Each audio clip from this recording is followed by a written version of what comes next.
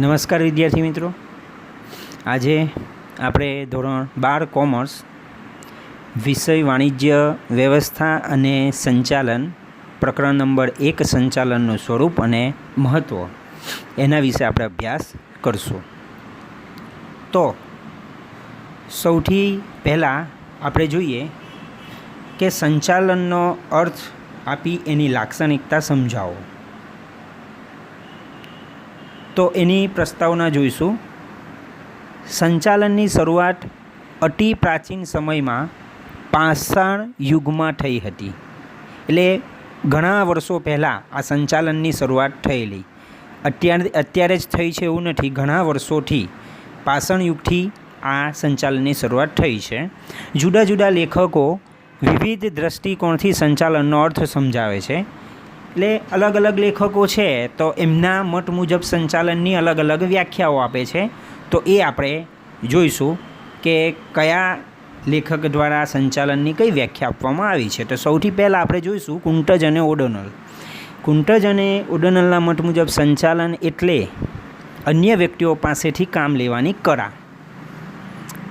એટલે અહીં કુન્ટજ અને ઓડોનલ દ્વારા જે વ્યાખ્યા આપવામાં આવી છે એમાં કહેવામાં આવ્યું છે કે અન્ય વ્યક્તિઓ પાસેથી કામ લેવાની કળા, તો એને સંચાલન કહેવાય. એટલે સંચાલન કરનારી એક એવી વ્યક્તિ છે કે જે બીજા વ્યક્તિઓ પાસેથી કામ લે છે. એ કામ લેવાની જે કળા જે છે ને એને કહેવાય છે સંચાલન. ત્યાર પછી પ્રોફેસર લિવિંગસ્ટનના મત મુજબ સંચાલન એટલે શું? તો ઓછામાં ઓછા સમયે અને ઓછામાં ઓછા ખર્ચે ઉપલબ્ધ સાધન સગવડનો શ્રેષ્ઠ ઉપયોગ કરીને એકમના નિર્ધારિત ધ્યેયને સિદ્ધ કરવાના કાર્યને સંચાલન કહેવાય છે. અહીંયા લિવિંગસ્ટન કહે છે કે કોઈપણ વ્યક્તિ સંચાલનની ક્યારે જરૂર પડે? તો જ્યારે ધ્યેયને નક્કી હોય ત્યારે. ધ્યેય હશે તો જ સંચાલન ત્યાં આવશે, ધ્યેય હશે નહીં તો સંચાલન આવશે નહીં. તો ધ્યેયને સિદ્ધ કરવા માટે સંચાલનની જરૂર પડે છે. તો અહીં કહ્યું છે કે આપણી પાસે સમય ઓછો હોય તો એ ઓછા સમયની અંદર ઓછા ખર્ચે જે સાધન સગવડ છે તેનો શ્રેષ્ઠ મહત્તમ ઉપયોગ કરીને જે એકમનો જે ધ્યેય છે, કંપનીનો જે ધ્યેય છે એ સિદ્ધ કરવાનો. ફોર એક્ઝામ્પલ, કોઈ કંપની છે, કંપની પાસે જગ્યા ઓછી છે, બરાબર. કંપનીનો ધ્યેય છે કે કોઈ બી પ્રોડક્ટ એ કંપનીએ બનાવી છે કે ભાઈ 1 મહિનાની અંદર મારે 1000 પ્રોડક્ટ બનાવી છે. તો એ 1 મહિનાનો એનો ધ્યેય છે, તો એ જ ઓછામાં ઓછા સમયે અને એ 1000 પ્રોડક્ટ બનાવવા માટે ઓછો ખર્ચ કરીને અને એ કંપનીમાં જે સાધન સગવડ જે છે, જે સાધનો છે, જે મશીનો છે એનો વધુમાં વધુ ઉપયોગ કરીને એકમનો જે નિર્ધારિત ધ્યેય શું હતો? 1000 પ્રોડક્ટ બનાવવાનો. તો એ ધ્યેય સિદ્ધ કરવાનું જે કાર્ય જે છે તેને કહેવાય છે સંચાલન. ત્યાર પછી ડૉક્ટર જ્યોર્જ આર ટેરીના મત મુજબ સંચાલન એટલે શું? તો સંચાલન એક એવી પ્રવૃત્તિ છે કે જે માણસો, યંત્રો, સાધન, પદ્ધતિ, નાણું તથા બજાર, અહીં man, machine, material, method, money અને માર્કેટ, એટલે અહીંયા 6Mની વાત કરી છે. તો એનું આયોજન કરી એના ઉપયોગ ઉપર અંકુશ રાખવાનું કાર્ય કરે છે. એટલે સંચાલન શું કરે?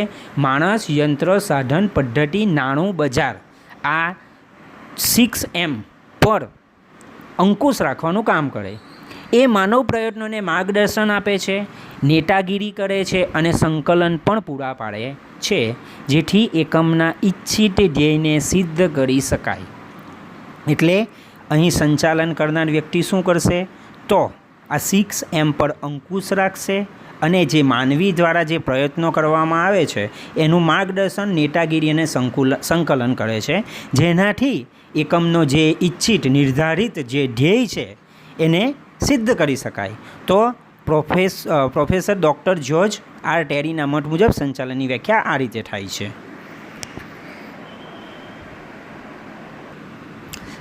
ત્યાર પછી આપણે જોઈશું સંચાલનના લક્ષણો. પહેલું છે હેતુલક્ષી પ્રવૃત્તિ. સંચાલન એ હેતુલક્ષી પ્રવૃત્તિ છે. તો સંચાલન એક હેતુલક્ષી પ્રવૃત્તિ છે. કોઈપણ એકમની સ્થાપના કરતી વખતે સૌ પ્રથમ હેતુ એટલે કે ધ્યેય નક્કી કરવામાં આવે છે. તો વિદ્યાર્થી મિત્રો, સંચાલનની આગળ પણ આપણે વાત કરી કે જ્યાં ધ્યેય હશે ને ત્યાં જ સંચાલનની ઉત્પત્તિ થશે. જ્યાં ધ્યેય હશે નહીં ત્યાં સંચાલનની કોઈ જરૂર રહેતી નથી. એટલે એકમની સ્થાપના કરતી વખતે હેતુ નક્કી કરવામાં આવે છે, ધ્યેય નક્કી કરવામાં આવે છે. હવે આ જે ધ્યેય નક્કી કરવામાં આવ્યો છે એ નક્કી કરેલ ધ્યેયને સિદ્ધ કરવા માટે સંચાલનની જરૂર પડે છે. સંચાલન એ સાધન છે, જ્યારે હેતુ સિદ્ધિ એ તેનું સાધ્ય છે. એટલે અહીંયા જે આપણો ધ્યેય છે એ ધ્યેયને સિદ્ધ કરવા માટેનું સાધન કયું છે? તો કે સંચાલન. એટલે સંચાલન એ કેવી પ્રવૃત્તિ છે? તો સંચાલન એ હેતુલક્ષી પ્રવૃત્તિ છે. ત્યાર પછી નેક્સ્ટ આપણે જોઈશું બીજો મુદ્દો, સર્વવ્યાપી પ્રવૃત્તિ. અહીં સર્વવ્યાપી પ્રવૃત્તિ એટલે કે સંચાલન એ સાર્વત્રિક પ્રવૃત્તિ છે, એટલે કે દરેક જગ્યાએ સંચાલન જોવા મળે છે. સંચાલન એ માત્ર ઔદ્યોગિક ક્ષેત્રમાં જ થતી પ્રવૃત્તિ નથી, એટલે કે કંપની ઉદ્યોગોમાં જ ખાલી સંચાલન જોવા મળે એમ નથી. સંચાલન એ દરેક જગ્યાએ જોવા મળે. લખ્યું છે અહીંયા કૃષિ ક્ષેત્ર, રમતગમત ક્ષેત્ર, રાજકારણ ક્ષેત્ર, શૈક્ષણિક, લશ્કરી ક્ષેત્ર વગેરે દરેક ક્ષેત્રમાં સંચાલનની જરૂરિયાત ઊભી થાય છે. સંચાલન એ દરેક ક્ષેત્રમાં જરૂરી છે. દરેક ક્ષેત્રમાં આવેલ તમામ એકમોમાં પણ સંચાલન જરૂરી છે અને એ દરેક એકમના પ્રત્યેક વિભાગમાં. એટલે અહીં સંચાલન એ ઔદ્યોગિક ક્ષેત્ર પૂરતું સીમિત નથી. સંચાલન એ દરેક ક્ષેત્રમાં જરૂરી છે, દરેક ક્ષેત્રના તમામ એકમોમાં પણ જરૂરી છે અને એ તમામ એકમના દરેકે દરેક વિભાગમાં પણ સંચાલન જરૂરી છે. એટલે અહીં વિદ્યાર્થી મિત્રો કહેવામાં આવ્યું છે કે સંચાલન એ સર્વવ્યાપી પ્રવૃત્તિ છે, એટલે કે દરેક જગ્યાએ જરૂરી છે. ત્યાર પછી ત્રીજો મુદ્દો છે સતત ચાલતી પ્રવૃત્તિ. સંચાલન એ કેવી પ્રવૃત્તિ છે? તો કે સતત ચાલતી પ્રવૃત્તિ છે. સંચાલનમાં ધ્યેય નક્કી કરવામાં આવે છે અને તેને સિદ્ધ કરવામાં આવે છે. પહેલાં આપણે જોયું કે સંચાલનની જરૂરિયાત ક્યાં ઊભી થાય? તો જ્યાં ધ્યેય હશે ત્યાં સંચાલનની જરૂરિયાત ઊભી થાય છે. તો સૌથી પહેલાં ધ્યેય નક્કી કરવામાં આવે અને એ ધ્યેય નક્કી કર્યા પછી સંચાલનની મદદથી એ ધ્યેયને સિદ્ધ કરવામાં આવે છે. ધ્યેય સિદ્ધ થઈ જાય એટલે સંચાલનનો અંત આવતો નથી. અહીં વિદ્યાર્થી મિત્રો, જ્યારે પણ કોઈ કંપનીની સ્થાપના કરે ત્યારે એ કંપનીનો કઈ ધ્યેય હશે તો એ ધ્યેયને લઈને એ કંપનીનું સંચાલન કરવામાં આવે છે. માની લો એ કંપનીનો ધ્યેય પૂર્ણ થઈ જાય છે, ત્યાર પછી એ કંપની બંધ થતી નથી, પરંતુ પુનઃ ધ્યેય નક્કી કરી તેને સિદ્ધ કરવા માટે સંચાલન અપનાવવું પડે છે. એટલે એક ધ્યેય પૂરો થઈ જાય, એક ધ્યેય સિદ્ધ થઈ જાય એટલે કંપની શું કરશે? પુનઃ એટલે કે ફરીથી નવો ધ્યેય સિદ્ધ કરશે અને એ સિદ્ધ કરવા માટે સંચાલનનું કામ ચાલુ રાખશે. જ્યાં સુધી એકમનું અસ્તિત્વ હોય ત્યાં સુધી સંચાલનનો અંત આવતો નથી. એટલે જ્યાં સુધી કંપની છે ત્યાં સુધી સંચાલન ચાલુને ચાલુ જ રહેશે, એનો અંત આવતો નથી. ફોર એક્ઝામ્પલ કે કોઈક મોબાઈલ બનાવનારી કંપની છે, એનો ધ્યેય છે કે ભાઈ આપણે આ વર્ષની અંદર 1 લાખ મોબાઈલનું પ્રોડક્શન કરવાનું છે.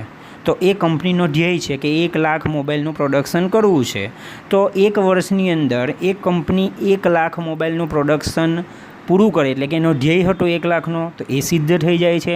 તો નેક્સ્ટ એટલે કે બીજા વર્ષે એ કંપની બંધ થતી નથી, પરંતુ પુનઃ ધ્યેય નક્કી કરે છે. એટલે કે ફરીથી ધ્યેય નક્કી કરે કે પહેલાં જે હતો એની કરતાં વધારે, તો 1 લાખ હતો તો હવે એનાથી વધારે ધ્યેય એ નક્કી કરશે અને એને સિદ્ધ કરવા માટેનું સંચાલન ચાલુ રહેશે. એટલે કંપની એકમ જ્યાં સુધી અસ્તિત્વમાં હશે ત્યાં સુધી સંચાલન ચાલુ રહેશે, સંચાલનનો અંત આવતો નથી. એટલે સતત ચાલતી, એટલે સંચાલન એ શું છે? સતત ચાલતી પ્રવૃત્તિ છે, એ બંધ થતી નથી. ત્યાર પછી ચોથો મુદ્દો છે માનવીય પ્રવૃત્તિ. સંચાલન એ એક માનવીય પ્રવૃત્તિ છે. સંચાલનના કેન્દ્રબિંદુમાં માનવી છે, તેથી એ માનવીય પ્રવૃત્તિ કહેવામાં આવે છે. કેન્દ્ર સ્થાને કોણ છે? માનવી છે.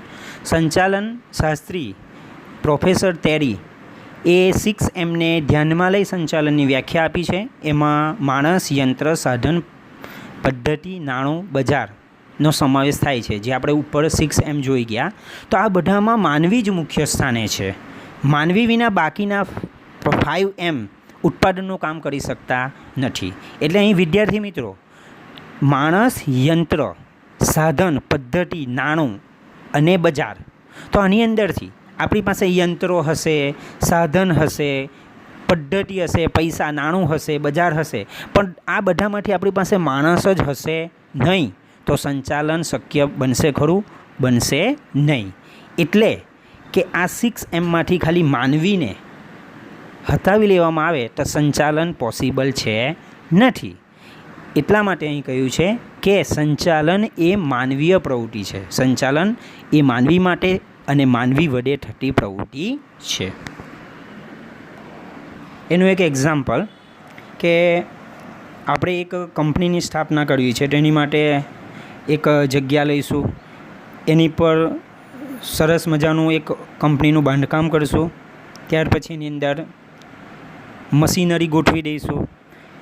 જે વસ્તુનું પ્રોડક્શન કરવાનું છે એ આપણે કાચો માલ લાવી દઈશું.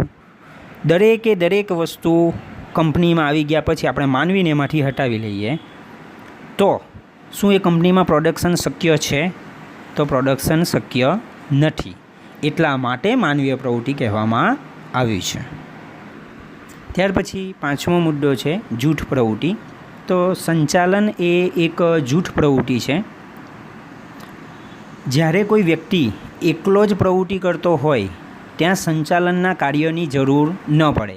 એટલે કોઈ એક વ્યક્તિ કામ કરતો હોય તો સંચાલનની જરૂર પડે નહીં, કારણ કે કોઈ દેખરેખ રાખવાની જરૂર હોતી નથી. પરંતુ જ્યાં સમૂહમાં પ્રવૃત્તિ થતી હોય, એટલે કે 2 કરતાં વધારે વ્યક્તિઓ જ્યારે ભેગી થઈને કામ કરતી હોય ત્યાં સંચાલનના કાર્યની જરૂર પડે, એટલે ત્યાં સંચાલનની જરૂર પડે છે. જેમ 2 કે તેથી વધુ વ્યક્તિઓ અગાઉથી નક્કી કરેલા ધ્યેયને સિદ્ધ કરવા માટે પ્રવૃત્તિ કરતા હોય ત્યાં સંચાલનની જરૂરિયાત ઊભી થાય છે. એટલે અહીં સંચાલનની પ્રવૃત્તિ જૂથમાં થતી હોય એટલા માટે અહીંયા સંચાલન એ એક જૂથ પ્રવૃત્તિ છે. ત્યાર પછી નિર્ણય પ્રવૃત્તિ. તો સંચાલન, નિર્ણય પ્રક્રિયા એ સંચાલનનું કાર્ય છે. એટલે કે સંચાલન કરતી વ્યક્તિએ સતત ને સતત નિર્ણય લેવો પડે છે, એટલે એને નિર્ણય પ્રવૃત્તિ કીધું છે. નિર્ણય લીધા વિના કોઈ કાર્ય થઈ શકતું નથી. સંચાલનમાં નિર્ણયો લીધા પછી એનો અમલ થાય એનું પણ ધ્યાન રાખવું પડે છે. તેથી સંચાલન એ નિર્ણય પ્રક્રિયા છે એમ કહેવાય છે. તો અહીં વિદ્યાર્થી મિત્રો, સંચાલન એ નિર્ણય પ્રવૃત્તિ કહેવામાં આવ્યું છે. કઈ રીતે? તો સંચાલન કરનાર વ્યક્તિએ શરૂઆતથી લઈને અંત સુધી નિર્ણયની પ્રક્રિયા કરવી પડે છે.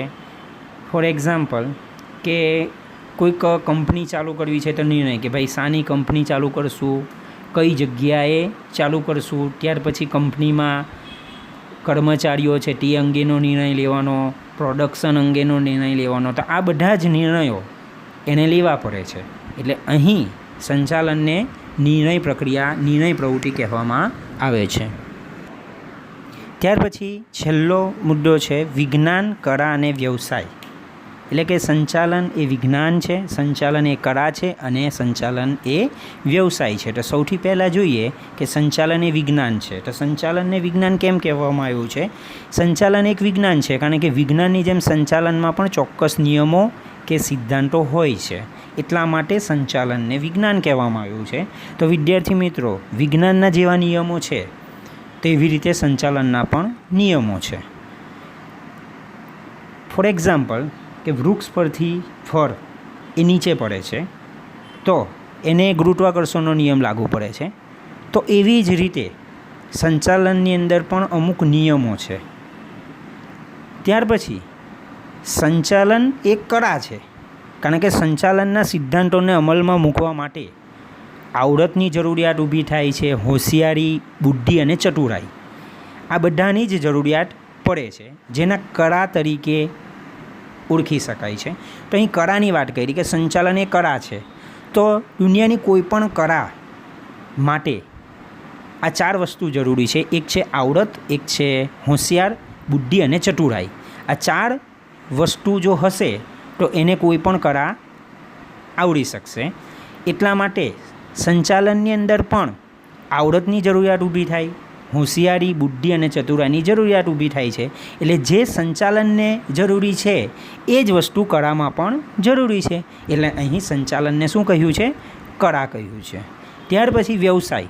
તો સંચાલન એક વ્યવસાય છે, કારણ કે વ્યવસાયની જેમ સંચાલનમાં પણ વિશેષ પ્રકારના જ્ઞાનની જરૂર પડે છે. કોઈ પણ તમે વ્યવસાય કરવો હોય, જે ક્ષેત્રમાં તમારે જવું હોય એ ક્ષેત્રનું તમને જ્ઞાન, નોલેજ તમને હોવું જોઈએ.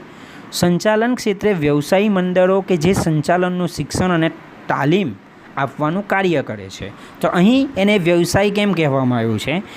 કે વ્યવસાય કોઈ પણ તમારે કરવો હોય તો એની માટે જ્ઞાનની જરૂર પડે, તો સંચાલન કરવા માટે પણ તમારે જ્ઞાનની જરૂર પડે છે. એટલે અહીં સંચાલન એક વ્યવસાય કહેવામાં આવ્યું છે. એટલે અહીં સંચાલનને કળા પણ કહેવાય છે, વિજ્ઞાન પણ કહેવાય છે અને વ્યવસાય પણ કહેવામાં આવે છે. તો વિદ્યાર્થી મિત્રો, અહીં આપણો આ પહેલો ભાગ પૂર્ણ થાય છે. જો તમને આ પહેલા ભાગની અંદર કોઈક પ્રશ્ન હોય તો નીચે કમેન્ટ સેક્શનમાં કમેન્ટ કરીને જણાવશો. ઓકે.